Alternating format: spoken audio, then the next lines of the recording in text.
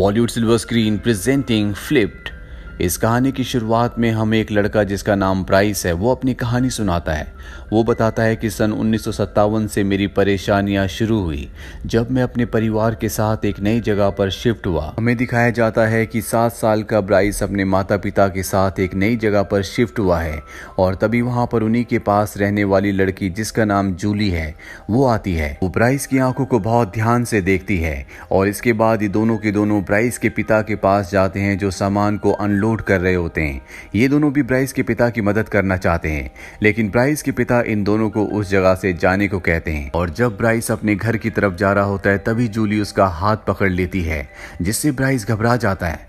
Bryce की mom वहां पर आ जाती है और वो अपनी मॉम के पीछे छुप जाता है। अब ये दोनों एक ही स्कूल में पढ़ते हैं और जूली हमेशा ब्राइस का पीछा करती है। वो हमेशा उसे चेज करती है, जिससे स्कूल में उसे हर कोई चिढ़ाता है और इसी तरह से कुछ साल बीत जाते हैं। ये दोनों के दोनों 6th क्लास में है और आज भी जूली ब्राइस के पीछे पीछे रहती है। इसीलिए ब्राइस इरिटेटेड रहता है। उन्हीं के स्कूल में पढ़ने वाली एक लड़की जिसे जूली बिल्कुल भी पसंद नहीं करती, जूली से पीछा छुड़ाने के लिए वो तय करता है कि वो उसे डेट करेगा।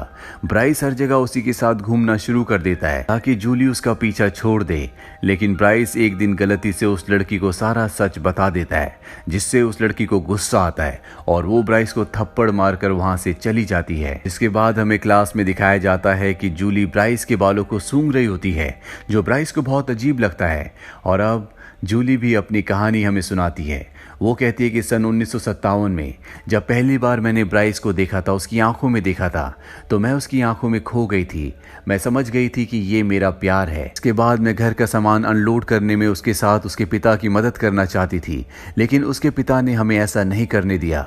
और जब ब्राइस घर के अंदर जा रहा था तो मैंने उसका हाथ पकड़ लिया क्योंकि मैं उसके साथ वक्त बिताना चाहती थी। उस पल में मुझे ऐसा लगा कि हो सकता है कि आज मेरी ये फर्स्ट किस हो, लेकिन तभी उसकी मॉम वहां पर आ गई और वो घबरा कर शर्मा कर अपनी मॉम के पीछे छुप गया। रात को जूली कहती है कि मेरी मॉम ने मुझे बताया था कि कुछ लोग शाई होते हैं जो अपने दिल की फीलिंग्स को कभी किसी को नहीं बताते। हो सकता है कि ब्राइस भी उन्हीं में से एक हो। जब हम दोनों स्कूल में गए तो मैं हमेशा उसका पीछा करने लगी क्योंकि मुझे उसका साथ हमेशा बहुत पसंद था। 6th क्लास में जब उसने उस लड़की को डेट करना शुरू किया जिससे मैं नफरत करती थी तो मुझे बहुत बुरा लगा, पर जब उस लड़की ने उसे थप्पड़ मारा तो मुझे बहुत खुशी हुई। मुझे हमेशा ब्राइस के बालों से बहुत अच्छी खुशबू आती थी, इसीलिए मुझे उसके बालों को सूंघना बहुत पसंद था। अब एक बार फिर से ब्राइस अपनी कहानी बताता है। वो कहता है कि मेरी परेशानियां और भी तब बढ़ गई जब मेरे ग्रैंडफादर हमारे साथ रहने के लिए आ गए। वो हमेशा खिड़की के पास बैठकर जूली के घर को देखा करते थे और मुझसे बहुत कम बात किया करते थे। एक दिन उन्होंने मुझे अपने पास बुलाया और न्यूज़पेपर दिखाया जिसमें जूली की फोटो थी। ब्राइस अपने ग्रैंडफादर को बताता है कि बस स्टॉप के पास एक पेड़ है जिससे जूली को बहुत लगाव है। वो हमेशा उस पेड़ के ऊपर चढ़ी रहती है। उसने कई बार मुझे भी इनवाइट किया, लेकिन मैं कभी उस पेड़ के ऊपर नहीं चढ़ा। और एक दिन सरकारी विभाग से जब कुछ लोग उस पेड़ को काटने के लिए आए तो जूली उस पेड़ के ऊपर चढ़ गई। उसने मुझे भी उस पेड़ के ऊपर चढ़ने के लिए कहा, लेकिन मैं नहीं चढ़ा। मैं उस जगह से चला गया। इसके बाद उस पेड़ को नहीं काटा गया और इसीलिए जूली की फोटो न्यूज़पेपर पर आई है। ये बात सुनने के बाद उसके ग्रैंडफादर जूली से बहुत ज्यादा इम्प्रेस हो जाते हैं और वो कहते हैं कि तुम बहुत लकी हो कि जूली तुम्हारी फ्रेंड है। अब अगले दिन जब ब्राइस स्कूल जाता है तो देखता है कि जूली वहां पर उदास बैठी होती है। दरअसल उस पेड़ को काट दिया गया था जिसे वो बचाने की कोशिश कर रही थी। ब्राइस चाहता है कि वो उसके पास जाए, उसे कंसोल करे, लेकिन फिर उसे ऐसा लगता है कि अगर उसने ऐसा किया तो कहीं जूली इसे प्यार न समझ ले। वहीं अब जूली हमें बताती है कि मेरे पिता एक पेंटर है, वो बहुत अच्छी अच्छी पेंटिंग्स बनाते हैं। और जब एक दिन मैं उनके पास गई तो उन्होंने मुझे कहा कि तुम हमेशा ब्राइस के बारे में बात करती हो। जूली कहती है कि मुझे उसकी आंखें और स्माइल बहुत अच्छी लगती है। उसके पिता कहते हैं कि कभी भी तुम किसी को किसी की क्वालिटी के लिए पसंद नहीं कर सकती, तुम्हें उसके बारे में सब कुछ जान लेना चाहिए। जूली को अपने पिता की ये बात समझ में नहीं आती। अब एक दिन एक पतंग एक पेड़ पर अटक जाती है। ये वही पेड़ होता है जिसे काटा गया था, जिसकी वजह से जूली उदास थी।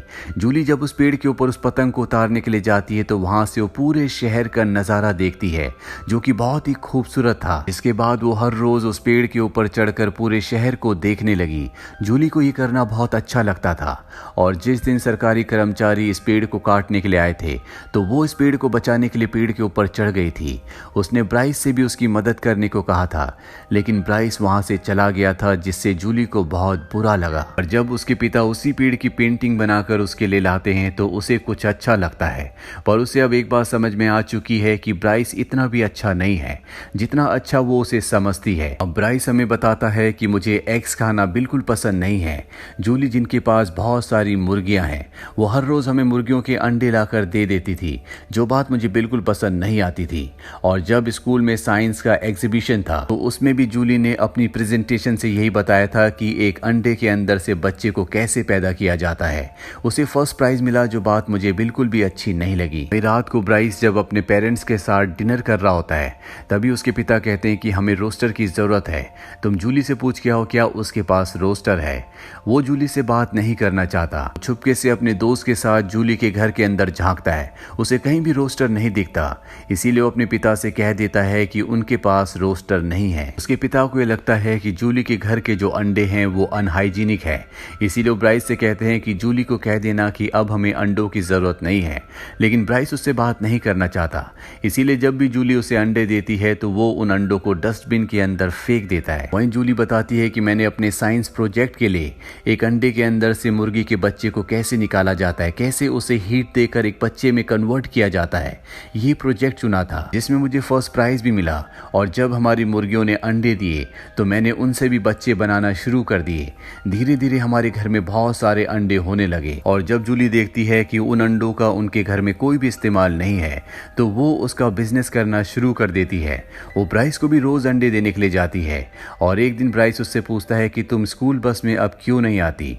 पेड़ कट जाने के बाद वो कभी भी स्कूल बस में नहीं आई थी। ये बात सुनकर जूली को बहुत अच्छा लगता है। उसे लगता है कि वो उसे पसंद करता है, वो उसके ख्यालों में खोई हुई होती है। और तभी ब्राइस घर से निकलता है जो जूली को नहीं देखता। उसके हाथ में घर का कचरा होता है, जिस कचरे के ऊपर जूली ने जो उसे अंडे दिए थे वो अंडे भी होते हैं। ये देखकर जूली को बहुत बुरा लगता है। ब्राइस उसे कहता है कि मेरे पिता को तुम्हारा घर बिल्कुल भी हाइजीनिक नहीं लगता, तुम्हारे घर के बाहर कोई अच्छा गार्डन भी नहीं है, इसीलिए हम तुम्हारे घर के अंडे नहीं खा सकते। ये सुनकर जूली को बहुत बुरा लगता है और वो वहां से चली जाती है। अब हमें ब्राइन बताता है कि उस घटना के बाद जूली ने मुझसे बात करना बंद कर दिया, मुझे चेज करना बंद कर दिया, जिससे मुझे और भी परेशानी होने लगी। एक दिन जब मैंने उसके घर के अंदर झांका तो मैंने देखा कि मेरे दादाजी यानी कि ग्रैंडफादर भी जूली के साथ उसके घर में काम कर रहे हैं, जो देखकर मुझे और भी गुस्सा आया। रात को मेरे दादाजी मेरे पास आए और मुझे कहा कि जूली ने मुझे अंडों के बारे में बताया, तुम्हारा जो कैरेक्टर होता है वो इसी उम्र में डेवलप होता है, तुम्हारी जो भी परेशानियां, जो भी चैलेंजेस हैं, तुम्हें उन्हें फेस करना चाहिए, तुम्हें चीज़ों को एक्सेप्ट करना चाहिए। जिसके बाद अगले दिन दिखाया जाता है कि ब्राइस जूली के पास जाता है, उससे माफ़ी मांगता है, लेकिन जूली उसे माफ़ नहीं करती। रात को जब ब्राइस अपने पूरे परिवार के साथ बैठा होता है तभी ब्राइस के पिता ब्राइस के ग्रैंडफादर को कहते हैं कि तुम्हें उनके घर बार बार नहीं जाना चाहिए। ब्राइस के ग्रैंडफादर कहते हैं कि मैं उसके यार्ड को साफ करने में उनकी मदद कर रहा हूँ, उनकी फाइनेंशियल कंडीशन बहुत अच्छी नहीं है। जूली के पिता जितने भी पैसे कमाते हैं वो अपने भाई के इलाज में लगा देते हैं। दरअसल जूली के जो अंकल होते हैं वो नॉर्मल नहीं होते। ये बात सुनने के बाद ब्राइस के पिता कहते हैं कि इनका जीन्स ही खराब है। ये बात सुनकर ब्राइस की मॉम को बहुत गुस्सा आ जाता है और वो उस जगह से चली जाती है। ब्राइस अपने ग्रैंडफादर से पूछता है कि मॉम को गुस्सा क्यों आया। उसके ग्रैंडफादर बताते हैं कि जब तुम्हारा जन्म हुआ था तो तुम्हारे गले में ट्यूब अटक गई थी और अगर उसे सही वक्त पर नहीं निकाला जाता तो तुम भी आज वैसे ही होते जैसे कि जूली के अंकल हैं। ये बात सुनकर ब्राइस को अच्छा नहीं लगता। उसे एहसास होता है कि वो भी जूली के अंकल की तरह हो सकता था। वहीं अब जूली बताती है कि जब ब्राइस ने मुझे कहा था कि उसके पिता को लगता है कि हमारा घर बहुत अनहाइजीनिक है, इसीलिए हमारे घर के अंडे नहीं खाते, तो मैंने अपने माता पिता से बात की और उनसे कहा कि मैं यार्ड को साफ करना चाहती हूँ। जिसके बाद मैंने अपने घर के यार्ड को साफ करना शुरू कर दिया। ब्राइस के ग्रैंडफादर भी जूली के पास आते हैं और उसे कहते हैं कि मैंने न्यूज़पेपर में तुम्हारी फोटो देखी थी, अगर आज मेरी वाइफ जिंदा होती तो वो तुमसे मिलकर बहुत खुश होती, तुम मुझे मेरी वाइफ की याद दिलाते हो। और इसके बाद वो जूली की मदद करना शुरू कर देते हैं और यहाँ पर जूली की और ब्राइस के ग्रैंडफादर की अच्छी खासी दोस्ती हो जाती है। और जूली अब ब्राइस को बिल्कुल भी पसंद नहीं करती और ये बात ब्राइस को अंदर ही अंदर सता रही होती है। वो अब उसे चेस करना शुरू कर देता है। जब वो क्लास में बैठे होते हैं तो ब्राइस उसी की तरफ देख रहा होता है और ब्राइस का दोस्त ये नोट कर लेता है। इसके बाद उसका दोस्त उसे लाइब्रेरी में ले जाता है जहाँ पर ब्राइस उसे बताता है कि अब वो जूली को पसंद करने लगा है, उसके अंदर उसके लिए फीलिंग्स डेवलप होना शुरू हो गई हैं। ये सुनकर ब्राइस का दोस्त हैरान हो जाता है। वो कहता है कि उसका घर कितना गंदा गंदा है, कितना अनहाइजीनिक है, तुम उसे कैसे प्यार कर सकते हो, तुम तो उससे नफरत करते थे। ब्राइस बताता है कि जूली की अंकल की तबीयत ठीक नहीं है, वो एबनॉर्मल है, उनके सारे पैसे वहां पर खर्च हो जाते हैं। ब्राइस का दोस्त कहता है कि जूली अपने अंकल की तरह ही एबनॉर्मल है। ब्राइस को इस बात पर गुस्सा तो आता है, लेकिन वो अपने गुस्से को दबाकर अपने दोस्त को कहता है कि हाँ तुम सही कह रहे हो, और उस जगह से चला जाता है।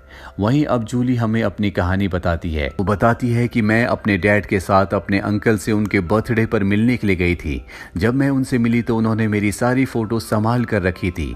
हम आइसक्रीम खाने के लिए गए, जहां पर दिखाया जाता है कि जूली के अंकल की आइसक्रीम गिर जाती है। इससे वो बहुत ही अजीब बिहेव करना शुरू कर देते हैं, पर इससे पहले कि वो पूरी तरह से आउट ऑफ कंट्रोल होते, जूली उनके लिए एक और आइसक्रीम ले आती है।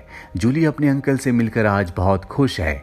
जूली जब घर जाती है तो उसकी मॉम उसे बताती है कि ब्राइस के माता पिता ने हमें डिनर पर इनवाइट किया है। अगले दिन जूली स्कूल में अपनी दोस्त को ये बात बताती है कि ब्राइस के मॉम डैड ने हमें डिनर पर इनवाइट किया है।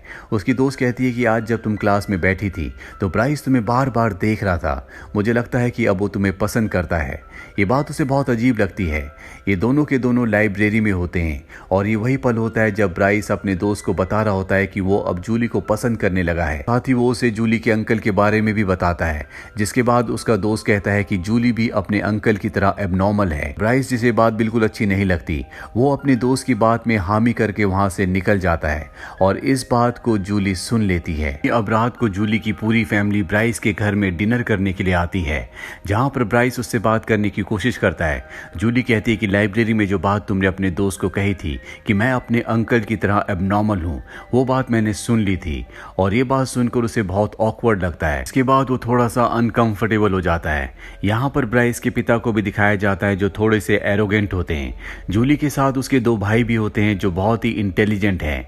ब्राइस के पिता को लगता है कि वो कॉलेज नहीं जा सकते क्योंकि उनकी फाइनेंशियल कंडीशन बहुत अच्छी नहीं है, लेकिन पहले से उनका कॉलेज में एडमिशन हो चुका है। ब्राइस को यहाँ पर एहसास होता है कि वो भी अपने पिता की तरह एरोगेंट बन रहा है, जो कि बिल्कुल अच्छी बात नहीं है। अगले दिन स्कूल में दिखाया जाता है, जहाँ पर बताया जाता है कि एक एक करके हर कोई लड़का स्टेज पर आएगा और नीचे से लड़कियां उनके साथ डेट पर जाने के लिए बोली लगाएंगी, और इससे जितने भी पैसे आएंगे वो सब के सब एनजीओ को डोनेट कर दिए जाएंगे। ये सारी बातें हमें ब्राइस बता रहा होता है। और अब वो दिन आ जाता है जब डेट पर जाने के लिए बोलियां लगेंगी। यहाँ पर स्टेज पर ब्राइस भी होता है। वो नीचे जूली को देखता है, लेकिन ब्राइस से पहले एक लड़का सामने आता है जो बहुत ही इंटेलिजेंट होता है, लेकिन देखने में वो बिल्कुल अच्छा नहीं होता, इसीलिए कोई भी उस पर बोली नहीं लगा रहा होता। ये देखकर जूली उस पर बोली लगाती है, यानी कि अब वो उसके साथ डेट पर जाएगी। और जब ब्राइस की बारी आती है तो स्कूल की सबसे अमीर लड़की उस पर सबसे ऊंची बोली लगाती है। इसका मतलब ये है कि वो उसके साथ डेट पर जाएगी। और अभी सबके सब डेट पर जाते हैं, जहां पर ब्राइस उस लड़की से बात तो कर रहा होता है, लेकिन उसका ध्यान जूली की तरफ होता है, और बात करते करते अचानक से उठता और जूली का हाथ पकड़ लेता है और उसकी तरफ किस करने के लिए बढ़ता है, लेकिन जूली अपना हाथ छुड़ाकर वहां से चली जाती है। ब्राइस उसके पीछे उसके घर भी जाता है, लेकिन जूली उससे बात नहीं करती। जूली हमें बताती है कि इस दौरान उसके दिमाग में क्या चल रहा था। जब स्कूल में लड़कों के ऊपर डेट पर जाने के लिए बिड लगाई जानी थी, उसकी दोस्त कहती है कि ब्रायन के ऊपर बहुत ऊंची ऊंची बोलियां लगेंगी, तुम्हें उस पर बिड यानी कि बोली लगानी चाहिए। हालांकि जूली उससे नाराज है, उससे बात नहीं करना चाहती, लेकिन हमेशा वो उसी के बारे में सोचती है। और जब वो स्कूल में इस इवेंट के लिए जा रही होती है, तभी उसकी नेबर उसे एक्स के लिए पेमेंट कर देती है। अब उसके पास पैसे हैं। इवेंट से पहले स्कूल की सबसे अमीर लड़की उसके पास आती है और कहती है कि तुम जीत नहीं पाओगी। ये वही लड़की होती है जिसने ब्राइस के ऊपर सबसे ऊंची बोली लगाई थी। और अब जब इवेंट शुरू होता है, जूली उस लड़के पर बोली लगाती है जिस पर कोई भी बोली नहीं लगा रहा होता। और सब के सब जब ये डेट पर होते हैं तो ब्राइस जूली के पास आता, उसका हाथ पकड़ लेता है, वो उसे किस करने वाला होता है। तभी जूली के मन में एक विचार आता है कि बचपन से वो इसी किस का इंतजार कर रही थी और ये पल इतना साधारण नहीं होना चाहिए, इसीलिए वो उसका हाथ झटक कर वहां से घर चली जाती है। जिसके बाद जूली बहुत उदास हो जाती है और वो देखती है कि अगले दिन उसके घर के बाहर, जो पूरी तरह से साफ हो चुका है, वहां पर ब्रायन गड्ढा कर रहा है। अपने डैड से पूछती है कि ब्रायन हमारे घर के बाहर क्या कर रहा है। उसके डैड बताते हैं कि मैंने उसे परमिशन दी है। और जब वो बाहर जाती है तो देखती है कि ब्रायन उस गड्ढे में उसके उसी फेवरेट ट्री को लगाना चाहता है जिस पर वो हमेशा चढ़ा करती थी, जिसे काट दिया गया था। ये देखकर जूली के दिल में उसके लिए जितनी भी नाराजगी, जितना भी गुस्सा था, वो सब का सब खत्म हो जाता है। और अब ये दोनों मिलकर उस गड्ढे में उस ट्री को लगाते हैं। और अब जूली कहती कहती है कि इतने साल हम एक दूसरे के आसपास थे, लेकिन कभी भी हमने एक दूसरे से बात नहीं की। और जब भी उस प्लांट को लगा रहे होते हैं तो मिट्टी डालते वक्त इन दोनों के हाथ एक दूसरे से टच करते हैं। ये दोनों एक दूसरे को देखते हैं और एक प्यारी सी स्माइल करते हैं, जिसका मतलब ये है कि अब ये दोनों एक दूसरे को एक्सेप्ट कर चुके हैं और हमेशा एक दूसरे के साथ रहेंगे। तो ये थी एक प्यारी सी लव स्टोरी। उम्मीद करते हैं कि ये कहानी आपको पसंद आई होगी।